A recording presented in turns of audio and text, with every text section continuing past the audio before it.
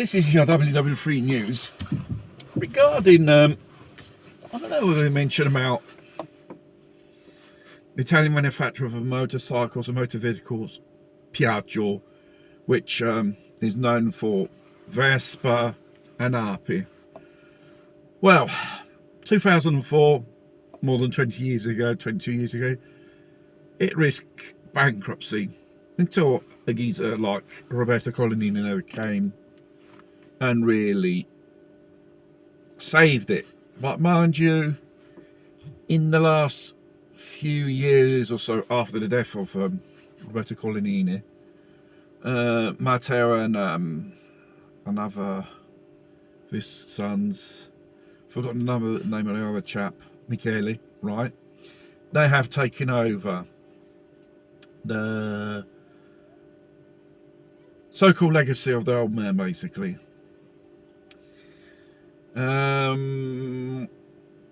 Things aren't going too well at Pontedera. Let's be honest. It's years they haven't invested in new products, development of new ideas. A type of workshop for ideas to develop products does not exist anymore. Probably any product which they do comes from overseas. It's done over there. What manufactures upon the area is little and could end up only assembling new models in the future. Regarding this Indonesia caper, it's fertile land for joint ventures. So it could be the future of the Piaggio, a bit like Stellantis. They make more money in overseas markets and then at home, basically. And obviously the situation of the Piaggio is a bit more different than Stellantis. And they don't have problems with with their engines or their product, because any type of two wheels, it has its own engine, basically. Mind you, any new product this year should be coming out a new racing bike, but that's been postponed to 2028. And there's always a discussion of the inheritance of their debt, which, you know, for fiscal motives they want to try to postpone or get around it. There's no escaping on the inheritance tax in Italy, and they're going to have to pay millions upon millions in the end. It's a bit like buying time. In the last 2 years, sales of the vehicles just plummeted. Here in Italy, it's minus 18 last year's sales, and forecast doesn't look rosy, because obviously what they have in forecast to produce the volumes of units, as they say, is going to be a lot more less than 2025, like I imagined. You know, people who work in this company, they better start looking beyond Pontedera, because like something from some you know, industrial espionage information, the powers that be, the top managers, they could not give a fuck about Pontedera. And having all these people, 2,100, is just absolute dead weight for them.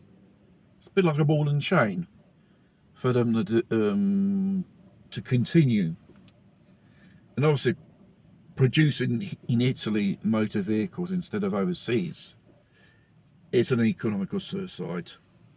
And in fact, these entrepreneurs that tend to go into fashion or any type of sector which is connected to fashion, basically. You know, the era of some, you know, saviour bit like Amstrad, who bought out you know, Sinclair Computers, the manufacturing rights. People like that don't exist anymore, or people like Sinclair in this industry, even if it doesn't exist anymore.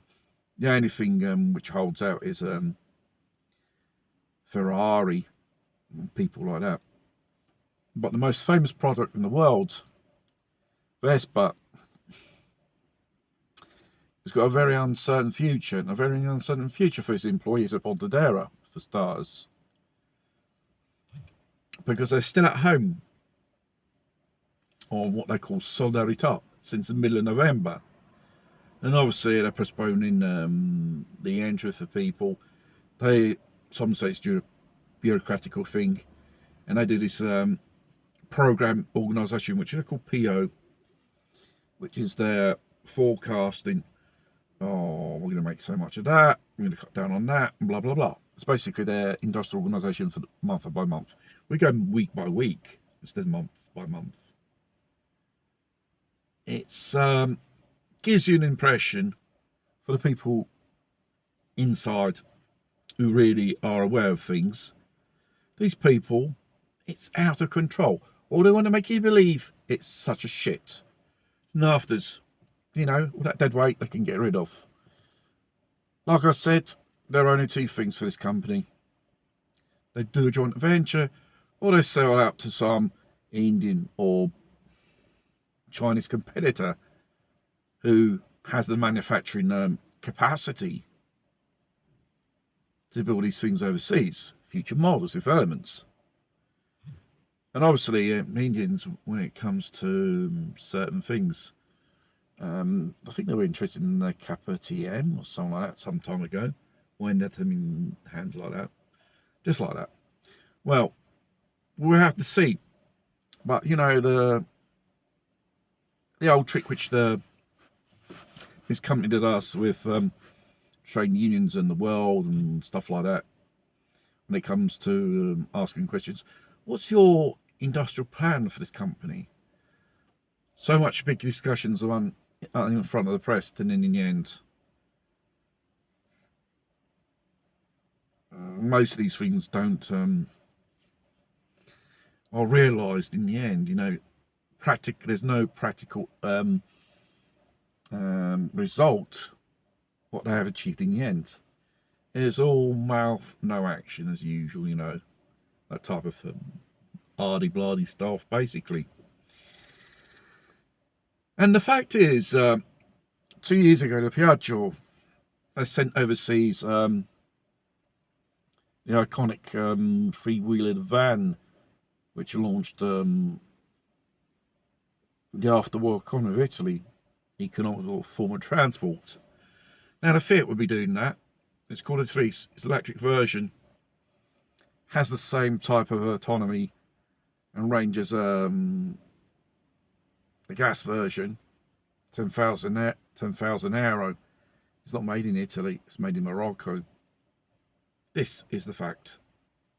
The European market is going tits up. Italy, like any European country, due to EC regulations on emissions and costs to employ people, doesn't give you much of a competitive edge. Therefore, explains why cars and these vehicles are so fucking expensive. For what? You're basically buying the same old thing which they produced 5 or 6 years ago or 10 years ago. It's the same technologies. There's nothing new.